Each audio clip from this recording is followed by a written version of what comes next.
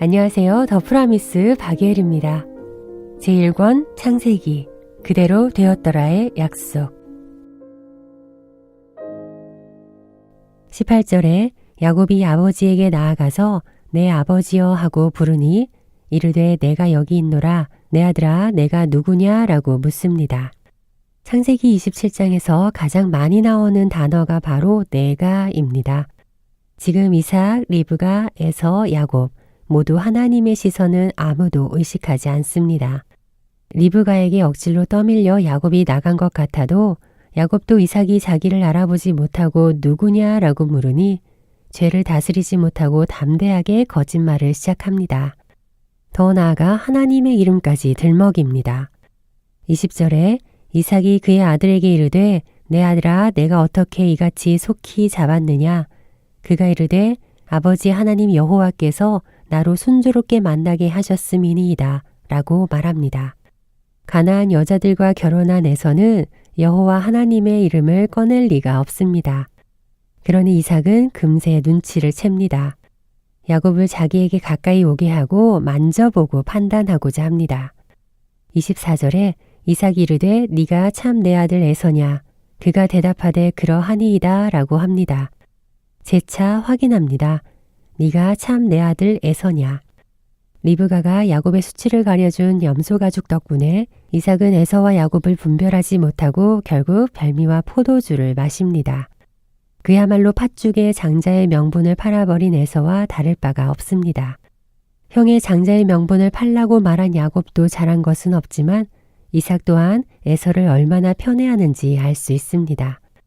그리고 결국 별미에 넘어갑니다.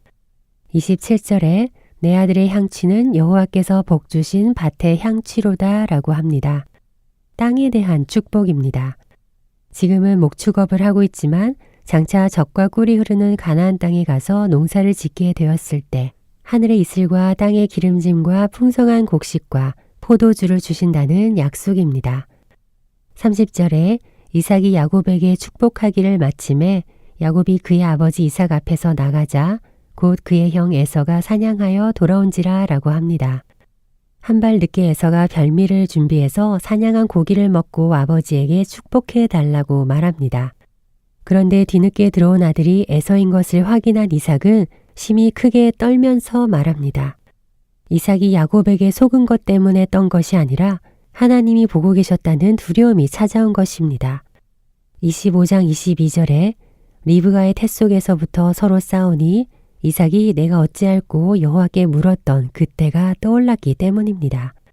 두 민족이 내 복중에서부터 나누이리라.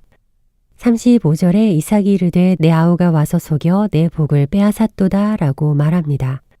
이삭도 자신의 눈이 어두웠던 것은 인정하지 않고 야곱의 탓으로 돌립니다. 그 말에 에서도 맞장구 치며 그가 나를 속임이 이번이 두 번째이니이다 라고 고자질합니다. 전에는 나의 장자의 명분을 빼앗고 이번에는 내 복을 빼앗았나이다 라며 다시 축복해 달라고 조릅니다. 그러나 이삭은 다시 축복할 수가 없다며 내 아들아 내가 내게 무엇을 할 수 있으랴 하면서 에서를 체념시킵니다. 하지만 에서는 인정할 수 없다며 소리를 높여 울기 시작합니다. 히브리서 12장 17절에 너희가 아는 바와 같이 그가 그 후에 축복을 이어받으려고 눈물을 흘리며 고하되 버림바가 되어 회개할 기회를 얻지 못하였느니라 라고 말합니다. 에서가 뒤늦게 야곱에게 빌복이 하나뿐이냐며 소리 높여 울어도 에서의 눈물은 회개의 눈물이 아니라 증오의 눈물이었기 때문입니다. 에덴 동산에서 쫓겨난 뒤 첫 예배에서 가인과 아벨이 원수가 된 것처럼 이삭의 축복 때문에 에서와 야곱이 원수가 됩니다. 에서가 야곱을 미워하고 증오하게 됩니다. 눈이 어두워진 아버지 이삭 때문에 에서가 야곱을 미워하고 증오하게 됩니다.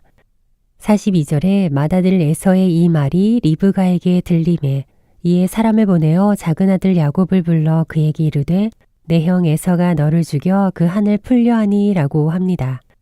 가인이 아벨을 죽일 때는 도와주는 부모가 없었습니다. 그래서 아벨은 죽임을 당했습니다.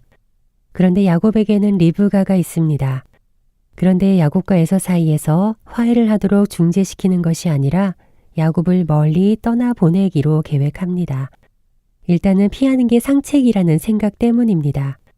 그러나 이런 인간적인 방법을 쓴 리브가의 결론은 죽을 때까지 사랑하는 아들 야곱의 얼굴을 보지 못하고 죽습니다. 그리고 야곱은 리브가의 오빠 라반에게 붙잡혀 20년 동안 종처럼 살게 됩니다. 요셉은 형들에게 팔려가지만 야곱은 어머니에게 팔려간 것과 다름이 없습니다. 45절에 내 형의 분노가 풀려 내가 자기에게 행한 것을 잊어버리거든 내가 곧 사람을 보내어 너를 거기서 불러오리라. 어찌 하루에 너희 둘을 이르랴 라고 합니다. 이삭이 에서를 편애한 모습도 잘못이지만 이 문제의 근본에는 에서의 불신 결혼이 있습니다. 아브라함이 애굽에서 데려온 여종 하갈 때문에 아브라함 가정의 평화가 깨어졌듯이 이삭도 흉년을 피해 그랄에 거주하면서 데리고 온 햇사람의 딸들 이삭의 며느리들 때문에 결국 이삭 가정의 평화가 깨어집니다. 46절에 리브가가 이삭에게 이르되 내가 햇사람의 딸들로 말미암아 내 삶이 싫어졌거늘 야곱이 만일 이 땅의 딸들 곧 그들과 같은 햇사람의 딸들 중에서 아내를 맞이하면 내 삶이 내게 무슨 재미가 있으리까 라고 합니다.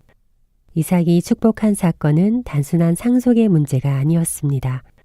한편으로 야곱을 라반에게 보내는 것은 야곱의 신결혼과 연결시키려는 하나님의 깊은 섭리였습니다.